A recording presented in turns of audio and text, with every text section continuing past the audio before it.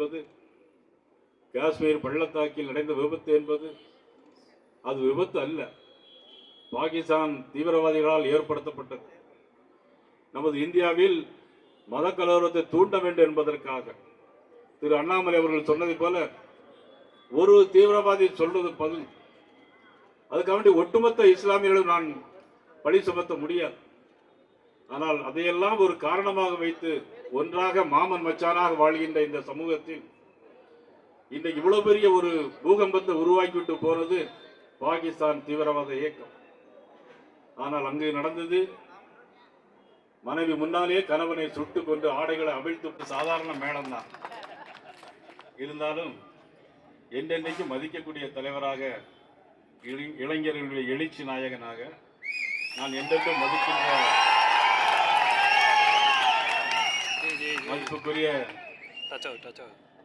மதிப்புக்குரிய மாண்புமிகு திரு அண்ணாமலை அவர்களே,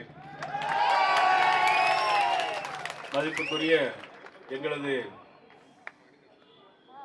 எங்களது தமிழகத்தினுடைய பொறுப்பாளர் அரவிந்த் மேனன்ஜி அவர்களே, மாவட்ட தலைவர் சீனிவாசன் அவர்களே,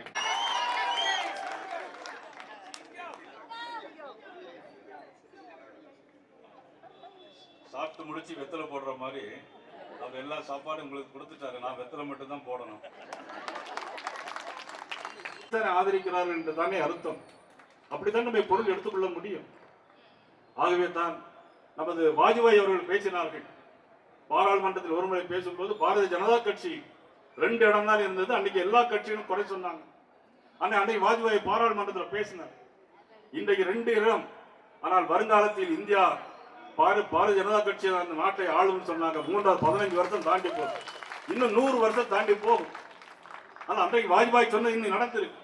அன்னைக்கு வாஜ்பாயோட இன்னொன்னு சொன்னாங்க, இனிமேல் பாகிஸ்தான் வாலாட்டினால் இந்தியாவில் இருந்து ஒரு பகுதி கூட போனா கூட பரவாயில்லை, பாகிஸ்தானை உலக வரைபடத்தில் நான் எடுத்து தீர்வேன் சொன்னார்.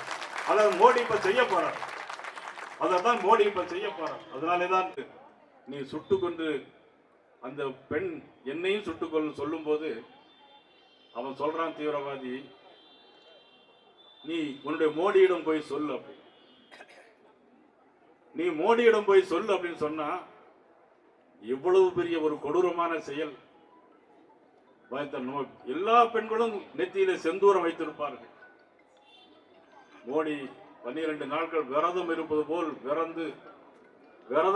போல் இருந்து தன்னுடைய நேஷனல் கவுன்சில் கூட்டத்தை எல்லாம் கூட்டி எப்படி செய்ய வேண்டும், எப்படி ஆபரேஷன் பண்ண வேண்டும், அதில் ஆபரேஷன் எந்த ஒரு பெண்ணுக்கு நெத்தியில செந்தூரம் இல்லையோ அதே அளவு 2 குரோஷியா என்கின்ற 2 பெண்ணை அனுப்பி 2 பெண்களையே அனுப்பி பாகிஸ்தானை நிலநடுங்க வைத்தவர் நமது பிரதமர் மோடி அவர்கள். சாதாரண விஷயமாக கார்கில் போரில வாலாட்டினான். அன்னைக்கும் வாஜ்பாய் அவர்கள் பதிலடி கொடுத்தார்கள். ஆனால் மனிதாபிமானத்தோடு இருந்ததனால் அன்றைக்கு வாஜ்பாய் அவர்கள் பாதியோடு விட்டு வந்து விட்டார்கள்.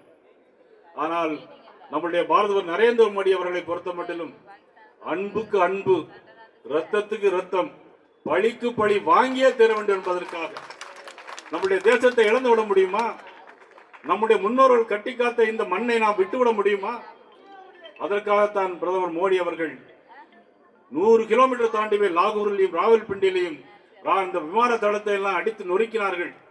முறையில் ஏற்பட்ட அனைவருக்கும் எனது நன்றியை கூறிக்கொண்டு, இந்திய நாடு என் வீடு, இந்தியன் என்பது என் பேரு, ரகுபதி ராகவ ராஜாராம், சங்கீத பாவன சீதாராம், இந்திய நாடு என் வீடு, இந்தியன் என்பது என் பேரு, ரகுபதி ராகவ ராஜாராம், சங்கீத பாவன சீதாராம்.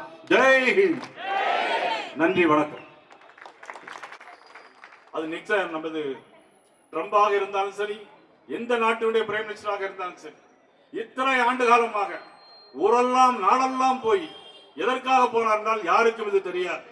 ஆனால் இன்றைக்கு தான் தெரிந்தது, தீவிரவாதத்தை யாரெல்லாம் ஆதரிக்கின்றார்களோ அத்தனை பேரை அடித்து நொறுக்குவேன் என்பதற்காகத்தான் மோடி அவர்கள் நாடு நாடாக சென்றார்கள். அதனால்தான் இன்றைக்கு நமது செந்தூர் ஆபரேஷன் யாரு கூட ஒன்று சொல்ல முடியும். ஆனால் வர்த்தகம் பாதிக்கப்படும் என்று சொன்னார்கள். பிரைம் மினிஸ்டர் அவர்கள் சொன்னார்கள், நீரும் ரத்தமும் ஒன்றாக ஆக